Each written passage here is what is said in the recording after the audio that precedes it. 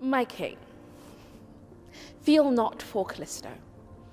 Do not concern yourself with sympathy, hysterical tears beguiling weaker men. She begs mercy for her own transgression. Remember, she has earned her nakedness. Fear not nakedness. The church counsels against sins of the flesh. This is neither sin nor flesh, simply a pagan fantasy, rendered in oil, laid upon canvas for your delight.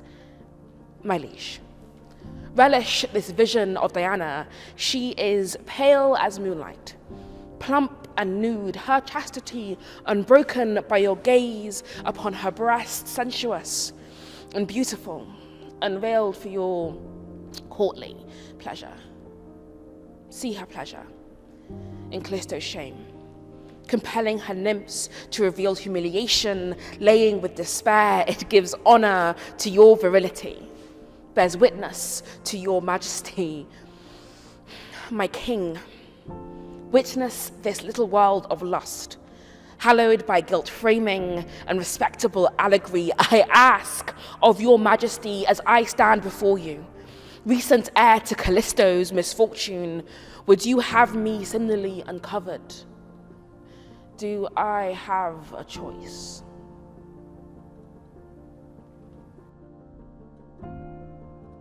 Hi, I'm Maz Hedgehog. I am a poet and performer based in Manchester whose work is genuinely inspired by folklore and mythology. So that's why we're particularly delighted to have Maz here today to talk about their response to the Titian painting, Diana and Callisto. So it's really lovely to be in this room where we have these three works by Titian. And we are going to be focusing on this one here, as we said, the Diana and Callisto. And it would be really nice if you're watching this, just taking a moment to look at the painting, thinking about what you see and what you notice. And we've got the chaste goddess of the hunt, Diana, there, just sitting on this, in this kind of, looks like a throne, doesn't it? Yeah. This kind of throne structure. You get a real sense of the hierarchy between her and her followers, the nymphs. And she's pointing down to actually her favourite nymph, or had been her favourite nymph, whose name was Callisto. And you can see just here at the bottom side of the painting here, Callisto, who is being handled by the other nymphs. And this is the moment when they are showing her pregnant belly to Diana. They're exposing what has happened to her. And you really get that sense, that pain on her face, the redness under her eyes. She really is being humiliated and being shamed because she was raped. Yes. I mean, she's raped by Jupiter. Jupiter disguises himself as Diana, and then he rapes her, she becomes pregnant. And of course, they're not supposed to be having sex. They're supposed to be virgins. With men. Exactly. Yeah. And so we have this moment here, and it really gives me that kind of mean girl vibe when you look at this. Yeah. They want to ingratiate themselves with Diana, and they're doing everything they can in order to do this. They're holding her, they're pulling back that fabric that we can see in front of her. And it's almost, in a way, we could read this painting as if this is the rape almost happening all over again. She immediately, banishes Callisto, and she has her transformed into a bear. What was your kind of inspiration and your starting point for creating a poem with this? So I think for me, the story of Diana and Callisto, the story of Callisto specifically, is one again, a woman being punished for a man's misdeeds. And here you have, again, this deeply humiliating moment for Callisto. You have Diana being incredibly unforgiving, as she is wont to be. And yet, it is depicted so beautifully. And also thinking about it as a series that Titian did do for Philip II of Spain, where you have Diana and Actaeon, Diana and Callisto, and the death of Actaeon. And for me, it was quite notable in the way that it almost shows the relationship between artist and client. because of these three paintings that were commissioned for Philip II, only Diana and Diana and Callisto actually delivered. The death of Actaeon wasn't.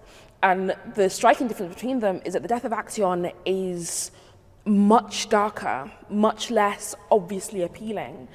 Whereas here you have, it's quite bright, it's quite light, and you have, for me most notably, acres and acres and acres of naked female flesh.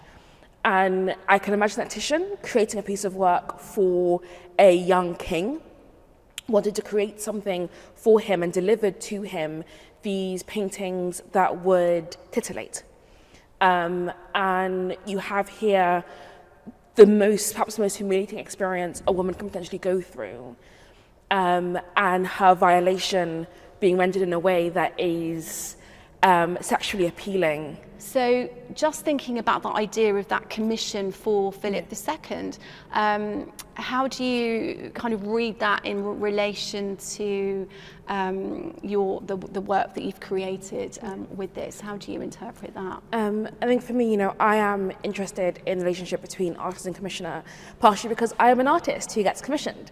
And, the ideal commissions are for me almost ones like these, where I am given that level of free rein, and that Titian was. But I think whenever I'm looking at these beautiful paintings, these great works of art, especially the ones that were done for a specific customer, for a specific client, I have to wonder, did the painter themselves like it?